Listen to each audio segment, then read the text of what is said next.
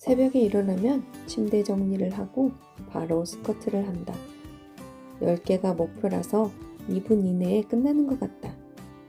스쿼트 10개로 시작한 게 사흘 만에 1회에 30개 정도는 거뜬히 할 수 있게 됐다.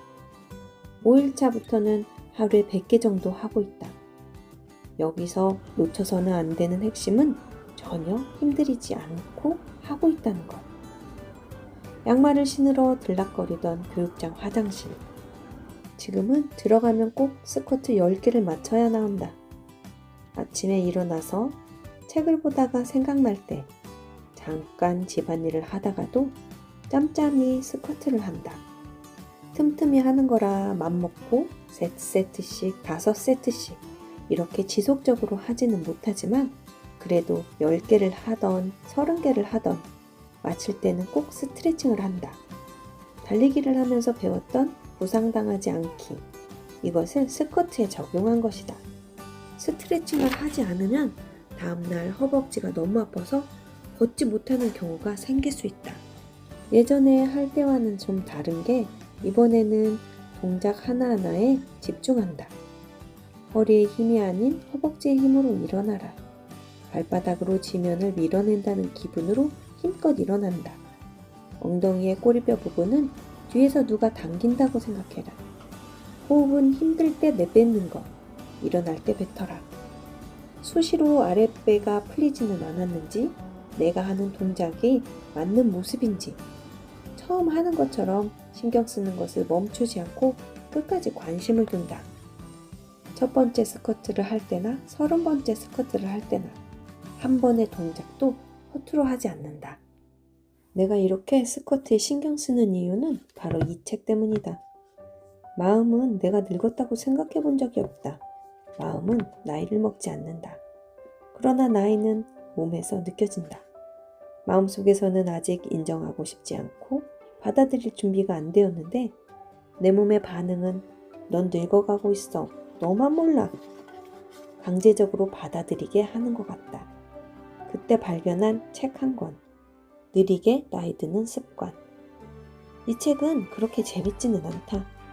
그럼에도 불구하고 이 책을 소개하는 이유는 마지막 부분에 있다. 저자는 마지막에 이렇게 묻는다.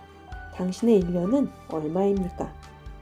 여기서 얼마라는 것은 시간을 묻는 말이 아니다. 물건값을 물을 때 얼마예요? 라고 가격을 묻는 질문이다. 당신의 1년을 돈으로 환산한 금액을 묻는다. 얼마야? 얼마면 되겠어? 노년기에 1년을 살 때 당신은 최상의 건강한 상태로 살고 싶은가? 아니면 살아는 있지만 죽은 것처럼 그렇게 살고 싶은가? 이런 질문을 한다면 누구나 다 최상의 건강한 상태로 살고 싶을 것이다. 저자의 계산법에 따르면 노년기에 생명을 연장하기 위해 들여야 하는 돈이 1년에 1억이란다. 100세 시대, 70세에서 90세까지 살아간다고 하면 20억의 돈이 필요하다. 이 비용에는 기본적인 생활비를 포함하지 않는다.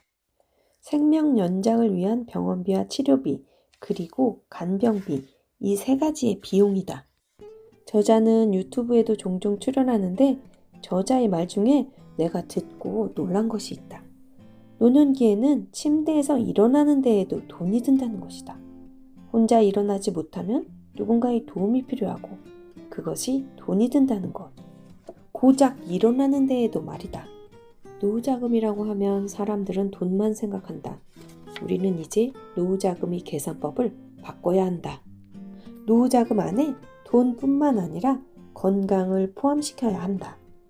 물론 돈이 많으면 더 좋은 의료 서비스를 받을 수 있고 보다 쾌적한 간병을 선택할 수도 있다.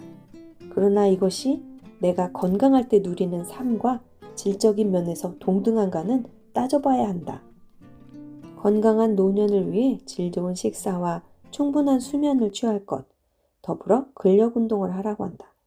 저자는 런지와 브릿지를 추천하고 스쿼트는 언급도 하지 않는다. 하지만 나는 스쿼트를 한다. 당장 내가 할 수 있는 것을 일단 하는 거다. 불과 얼마 전까지만 해도 무기력자, 일주일 동안 집 밖에 한 발짝도 나가지 않고 침대에 붙어 살던 나다. 새로운 것을 배운다는 것은 아직 나에겐 부담이다. 할 수 있는 것으로 시작했으니 그것으로 되었다. 지난 3월, 나는 올해 맞는 내 생일날에 수술을 했다. 존재감을 인정받지 못한 결혼 생활을 하는 동안 내 생일은 특별한 날이 아닌지 오래되었다. 크게 의미 두지 않고 그날로 수술을 잡았다. 입원하는데 간호사가 물었다. 보호자는요? 보호자는 없습니다. 전신마취 수술이라 보호자가 없어서 수술을 못할까봐 걱정했는데 간호사가 더 이상 묻지 않았다. 입원한 날 소녀가 하교 후 병원에 왔다. 입원 전에 병원에 올 거 없다고 말해뒀는데 신경이 쓰였나 보다. 주사를 꽂고 있는 엄마의 모습이 안 돼 보였는지 수술 당일날 보호자로 자기가 오겠다고 한다. 돌아다니는데 문제없고 고등학생이니까 학교에도 가야 하고 오지 말라고 했다. 자기가 와서 자기 눈으로 봐야 한다고 수술 당일날 소녀가 학교를 조퇴하고 병원에 왔다. 구석에 있는 보호자 자리에 앉아 있다가 수술실에 들어갈 시간이 되자 따라 나와서 수발을 들었다. 아직 고등학생인데 보호자가 해야 하는 일을 소녀에게 시키는 간호사가 왜 그리 야속한지. 나름 보호자라고 분주하게 움직이며 휠체어를 타고 있는 엄마를 안쓰럽게 쳐다보던 소녀의 모습이 아직도 선명하게 남아있다. 나는 건강하게 살다가 아프면 생명 연장하려고 애쓰지 말고 죽자고 다짐했다. 소녀에게 엄마의 마지막 모습을 병원에 누워있는 모습으로 기억하게 남기고 싶지 않다. 나는 스쿼트를 더 열심히 해야만 한다.